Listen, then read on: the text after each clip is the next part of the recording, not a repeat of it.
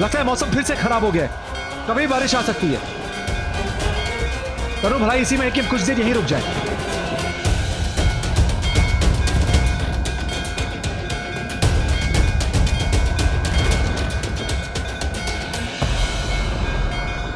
आज का दिन बहुत भारी। आज ऋषिका मारक तूफान पे है। आज ऋषिका काल आया है।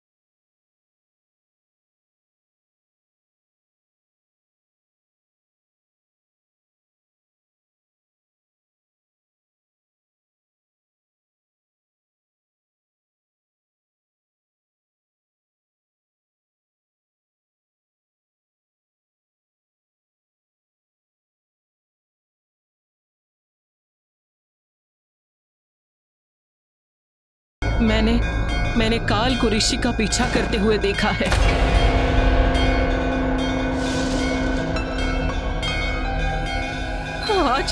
आज का दिन उसके लिए बहुत भारी है। नहीं, लेकिन मेरे ऋषि को तो कुछ नहीं होगा ना? वो तनु है ना उसके साथ? 24 घंटे बहुत भारी है। 12 घंटे तो बीत गए, रात भी बीत गई।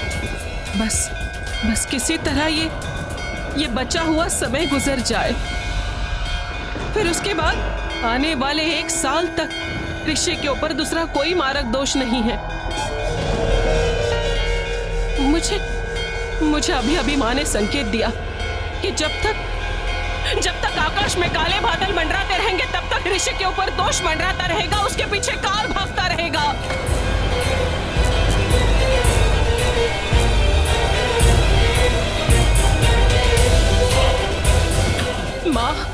माँ उसे बचा ले। मुझे पता है तनु उसके साथ है, तनु उसकी रक्षा करेगी, पर तू उन दोनों को बचा ले माँ। अभी ऋषि को बचाने के लिए तनु को बहुत हिम्मत जुटानी पड़ेगी। हे माँ, बच्चों की रक्षा करना।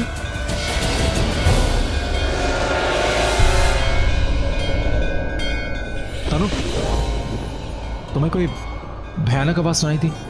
भयानक? हाँ, जैसे घोड़े, हाथी, चूहों के दौड़ने की आवाज। घोड़े, हाथी, चूहे? नहीं, कहाँ है आवाज? यार पेट में पूरा जंगल दौड़ रहा है, भूख लगी है यार। भूख तो मुझे भी लगी है ऋषि, बहुत भूख लगी है। पता क्या, मुझे लगता है मौसम ठीक नहीं होने वाला। मैं एक काम करता हूँ, कुछ खाने को लेके आता हूँ। तुम ये रुको, मैं लेके आ।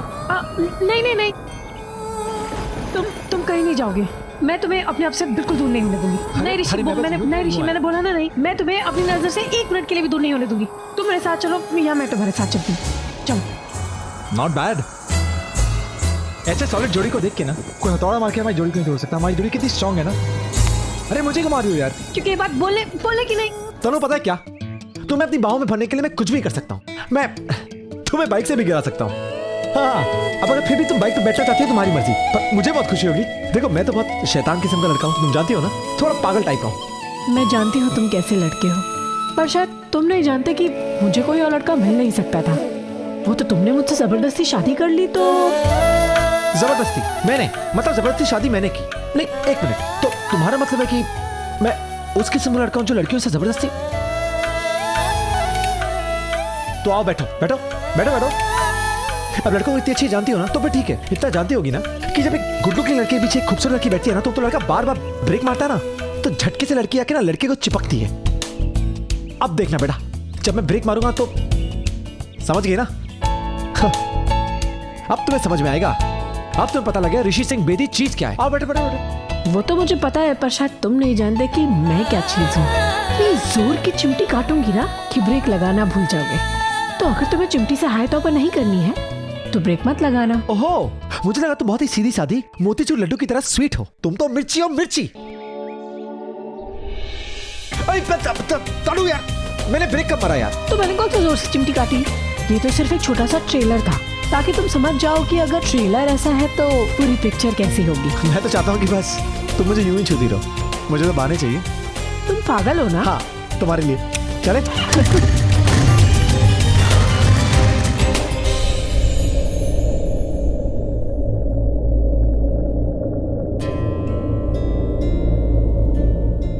बाहर क्या देख रही है?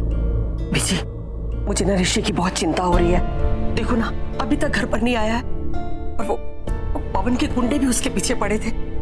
बिजी, ऋषि को कुछ नहीं होगा ना? वो ठीक तो होगा ना? ये तू पूछ रही है अब जाके? अरे बच्चे तो गलती करते हैं, पर माँ बाप उन्हें माफ कर देते हैं। और तूने और राजी ने मिलकर मेरे ऋषि का बहुत दिल दुखाया है।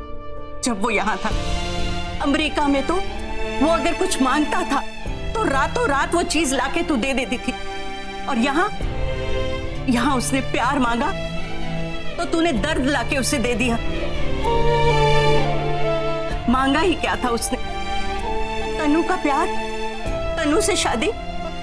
माँ तो वो होती है जो बच्चों की खामोशी भी सुन लेती है, और तेरा बच्चा तो चीख चीख के बोल रहा था, पर तूने उसकी एक नहीं सुनी।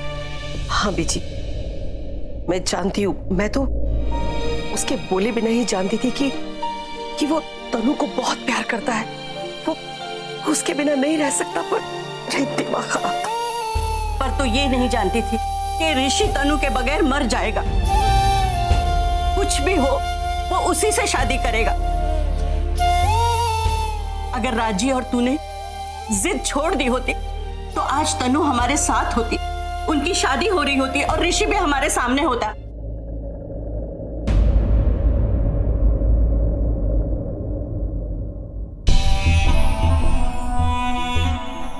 आने दे राजी को, मैं उससे डरती नहीं हूं। तुम दोनों ने मिलकर बहुत बड़ी गलती की है। तुम दोनों ने मेरे पोते की शादी नहीं होने दी। बीजी, मैं मानता हूं हमसे गलती हुई है, सॉरी। ये तेरा अंग्रेजन सॉरी ना अपने पास ही रख।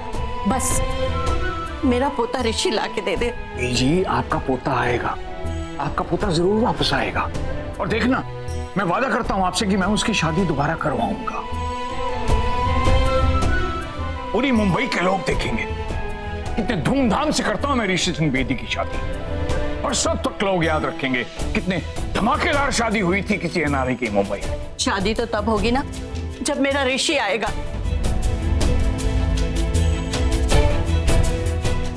बीजी, आप जब गुस्सा होती है ना तो पता कैसी लगती है?